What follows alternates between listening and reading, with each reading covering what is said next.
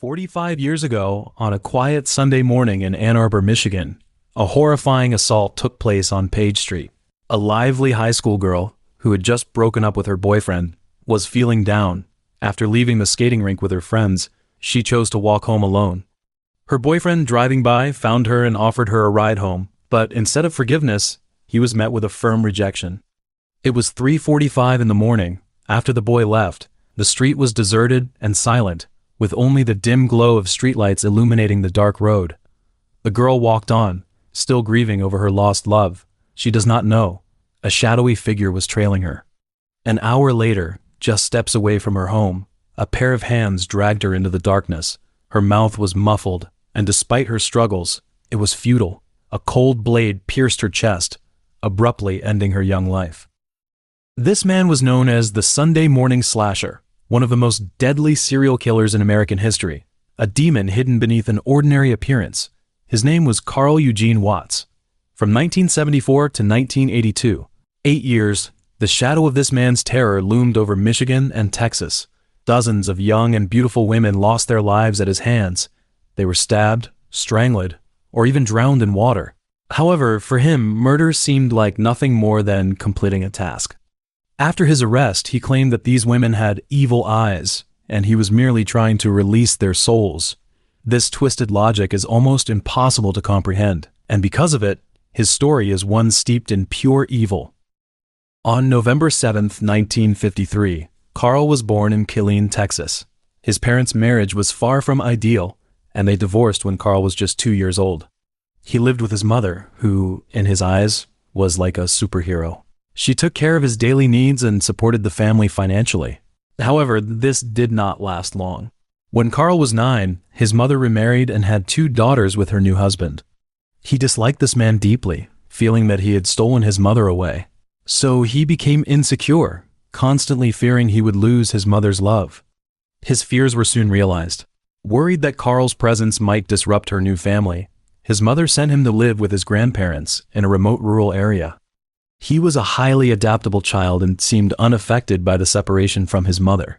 Instead, he focused on hunting in the deep woods with his grandfather. During these hunting trips, his favorite activity was skinning the rabbits they caught. Perhaps this was an early sign of his mental instability. In fact, a year earlier, Carl had contracted meningitis, which nearly killed him. He was rushed to the hospital and underwent a spinal tap. This illness often affects the brain, and Carl was no exception. After recovering, his personality changed dramatically.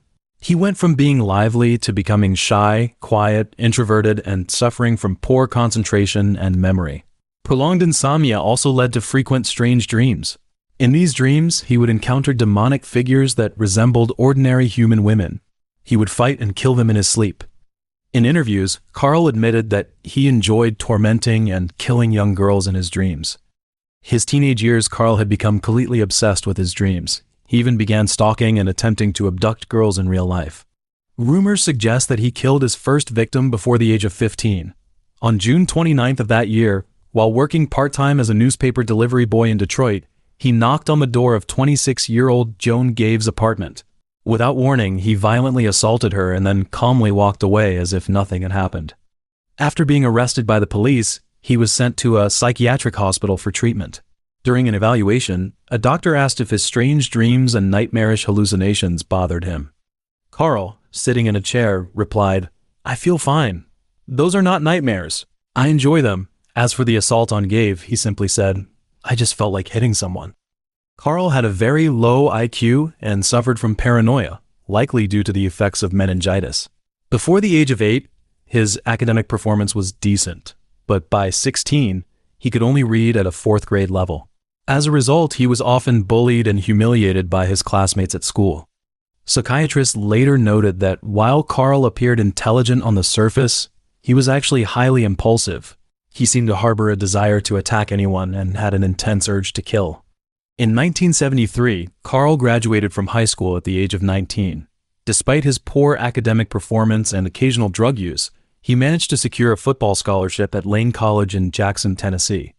He aspired to become a football player and even a boxing star, so he trained daily, using exercise as an outlet for his pent-up anger. However, this did not last long. Just 3 months after receiving the scholarship, Carl was expelled from the school. He was accused of stalking and assaulting women, suffered a leg injury, and was widely suspected of being involved in a violent murder. Although there was not enough evidence to convict him, these factors contributed to his expulsion.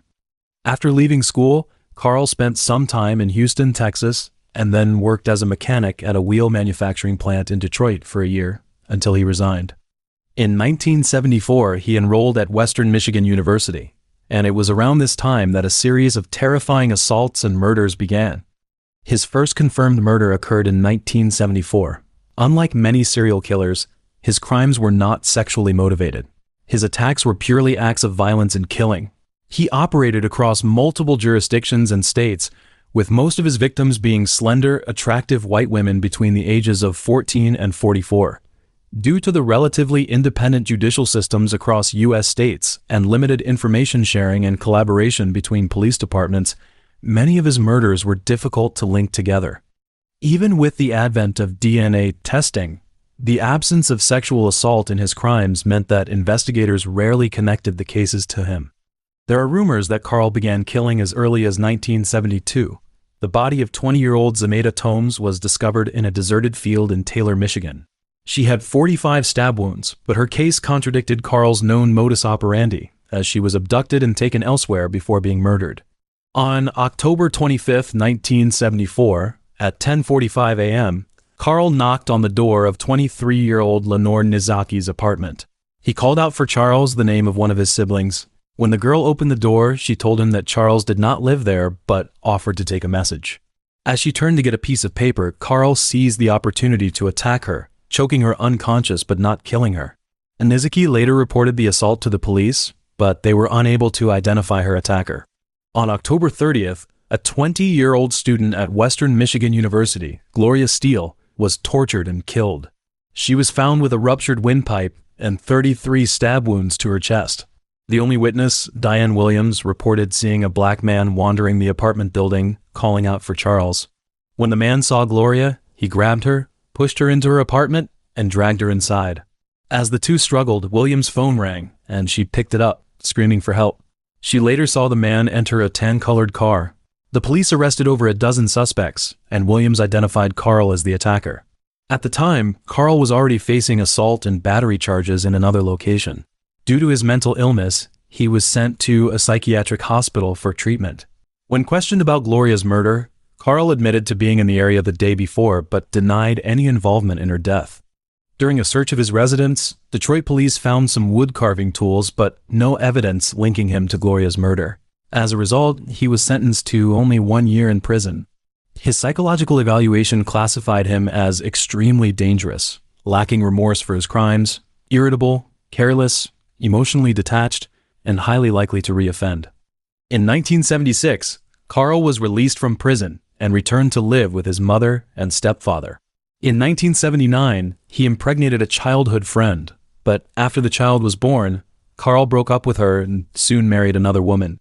It was during this period that Carl's behavior became increasingly bizarre. He would frequently rearrange furniture, hack at plants with knives, and dump trash on the floor for no apparent reason. Most disturbingly, after having sex or intimate contact with his wife, he would abruptly leave and disappear for hours. His wife, unable to tolerate his erratic behavior and feeling a lack of security in the relationship, filed for divorce after just 6 months of marriage. Coincidentally, between 1979 and 1980, the same period when Carl's strange behavior escalated, 5 women in the Detroit area were attacked and killed by the same assailant. The media dubbed him the Sunday morning slasher because all the attacks occurred around 4 a.m. on Sundays. On October 31, 1979, a 44-year-old Detroit journalist, Jean Klein, was attacked and killed while walking home after a doctor's appointment. She was murdered near her home in Grosse Pointe Farms, a suburban area along a major road, in the early hours of the morning. She suffered 11 stab wounds and died instantly. Due to insufficient evidence, police were unable to identify a suspect. Initially, detectives suspected her husband, but Carl later confessed to this murder. On April 20, 1980, a 17-year-old high school student, Shirley Small from Ann Arbor, Michigan, was stabbed twice in the heart and killed outside her home. She had recently broken up with her boyfriend and was emotionally vulnerable. She was murdered at 4:45 a.m. On July 13th, 26-year-old Glenda Richmond was similarly attacked in front of her summer cottage in the Ann Arbor area. She suffered 28 stab wounds to her chest. In both cases, there was insufficient evidence to convict anyone, but the murders bore the hallmarks of Carl's methods. On July 31st, 28-year-old Lily Marlene Dunn was last seen around 3 a.m. on Agnes Street in Southgate, Michigan. She had left her home at 6:30 p.m. to go bowling and then visited a bar on Ford Road in Dearborn, Michigan. Around 2:30 a.m., she returned home. As she parked her car in the garage, she was attacked, thrown into a light-colored car, and never seen again. Police believe she may have been one of Carl's victims. It is also believed that Carl killed 34-year-old Malik Haddad on September 21, 1979. Her body was found in Allen Park, Michigan, but her head was missing and has never been recovered. On September 14th, University of Michigan graduate student Rebecca Huff was found dead outside her home with approximately 50 stab wounds. Her case was the first murder directly attributed to Carl. On November 1st, a 30-year-old woman left a Halloween party and noticed a black man in a hooded sweatshirt following her. As she approached her house and took out her keys, the man ran toward her, muttering strange things. Terrified, she screamed to attract attention and managed to run inside her house, slamming the door shut just before he could grab her. After calling the police, she identified Carl from a lineup of suspect photos but was uncertain due to the darkness at the time. Canadian police also believe that Carl crossed the border into Windsor, Ontario, where, on October 6, 1980, he attacked a 20-year-old woman named Sandra Delp. Although she survived, she was left with lifelong physical disabilities, including partial paralysis, muscle weakness, and difficulty eating or moving her head. She requires constant assistance and was left disfigured due to facial injuries. In fact, by July 1980, police had formed a special task force to investigate the Sunday morning slasher cases. Carl was among the suspects and was placed under surveillance. In November, police secretly installed a tracking device on his car. In the early hours of November 15th, 2 police officers patrolling near Ann Arbor noticed a suspicious man following a woman walking home. Realizing she was being followed, the woman tried to hide to lose her pursuer. The officers stopped the man, who turned out to be Carl, and detained him for having an expired license plate and a suspended driver's license. Upon searching his car, they found a backpack containing wood carving tools and several screwdrivers. Most importantly, they discovered a dictionary belonging to Rebecca Huff, who had been murdered on September 14th. However, this evidence alone was not enough to charge Carl with her murder, so they could not arrest him outright. In the spring of 1981, Carl moved to Columbus, Texas, where he worked for an oil company. He then relocated to the Houston area, which became his new hunting ground. In Houston, Carl carried out a series of violent attacks against women. June Reynolds, who was pregnant at the time, was forcibly dragged into the backseat of her car by Carl and nearly killed. Lucia DiStefano and Karen Koslicki were harassed by a man on the highway while driving home from work. Although they escaped, the experience left them deeply traumatized. On April 14, 1982, Cheryl Cibolo was attacked by Carl. As she tried to leave a parking lot, she noticed Carl following her in her rearview mirror. She quickly parked in front of the Houston post office and confronted Carl, shouting and waving her arms to threaten him into leaving. Carl initially seemed ready to attack, but after a few moments of hesitation, drove away, passing Cheryl with a mocking smirk on his face.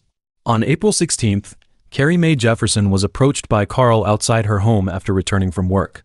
He choked her unconscious, threw her into the trunk of her car, drove to White Oak Bayou, killed her, and buried her body. He then returned her car to her street in an attempt to cover his tracks. After this series of attacks, Cheryl angrily demanded, "Where are the federal police? These women and their families deserve compensation from the Houston government or the state of Texas." On May 23rd, the 20-year-old Michelle Mayday was attacked in her Houston apartment. Carl broke in, filled her bathtub with water, and drowned her. Later that day, Carl continued his spree, attacking 18-year-old Melinda Aguilar and 21-year-old Lori Lister. When Lister returned home from work, he ambushed her in the stairwell of her apartment, choking her unconscious. He then entered the apartment and attacked Aguilar, who cleverly pretended to lose consciousness while planning her escape. Carl took Lister to the bathroom, intending to drown her in the bathtub. Meanwhile, Aguilar, left unattended, quietly escaped through a window. She did not scream, knowing Carl would flee if he heard her. However, Carl noticed Aguilar was missing while waiting for the tub to fill and quickly fled, leaving Lister alive. Police later captured Carl, and during his detention, investigators linked him to several recent murders. Yet, the same problem persisted. There was not enough evidence to charge him with murder. After the attacks on Lister and Aguilar, Harris County prosecutors struck a plea deal with Carl. In exchange for a full confession and immunity from murder charges, Carl would only be charged with burglary with intent to commit murder, carrying a 60-year prison sentence. If he behaved well in prison, he could even be eligible for parole. Carl accepted the deal and led police to the graves of 3 victims. He confessed to attacking 19 women and murdering 13 of them, including the murder of 44-year-old Jean in Detroit. However, he denied involvement in the deaths of Richard, Shirley, or Huff. Michigan authorities refused to participate in the plea deal, reserving the right to charge Carl with murder in their state. Based on Carl's confessions, dozens of other murders and assaults were attributed to him, but due to the plea agreement, he faced no additional charges. In 1982, Carl was sentenced to 60 years in prison. However, shortly after he began serving his sentence, the Texas Court of Appeals ruled that the bathtub and water he used during the attack on Lori Lister could not be explicitly classified as deadly weapons. As a result, his crime was reclassified as a nonviolent felony. Under Texas law at the time, nonviolent felons could earn good time credits, allowing them to reduce their sentence by 3 days for every day served if they exhibited good behavior. This meant Carl could be released as early as 2006, as he was considered a model prisoner and eligible for maximum sentence reduction. When the public learned of this, outrage erupted. Protests against the perceived injustice of the law intensified, leading Texas to amend its laws and abolish the good time credit system. However, due to constitutional protections against retroactive application of new laws, Carl remained eligible for early release under the old rules. In 2004, Michigan's Attorney General made a national television appeal, urging victims and anyone with evidence to come forward. His goal was to convict Carl of murder in Michigan to ensure he would not be released in 2 years. The call spread quickly, and soon a man named Joseph Foy came forward. He claimed to have witnessed a man matching Carl's description murder Helen Dutcher, a 36-year-old woman who was stabbed 12 times on December 1, 1979. Joseph identified Carl as the killer, describing him as evil and emotionless. Although Carl had immunity from prosecution for the 13 murders he confessed to, he had no such agreement in Michigan. This allowed Michigan authorities to pursue murder charges against him. On November 17, 2004, after hearing Joseph's testimony, a jury found Carl guilty. On December 7th, he was sentenced to life in prison.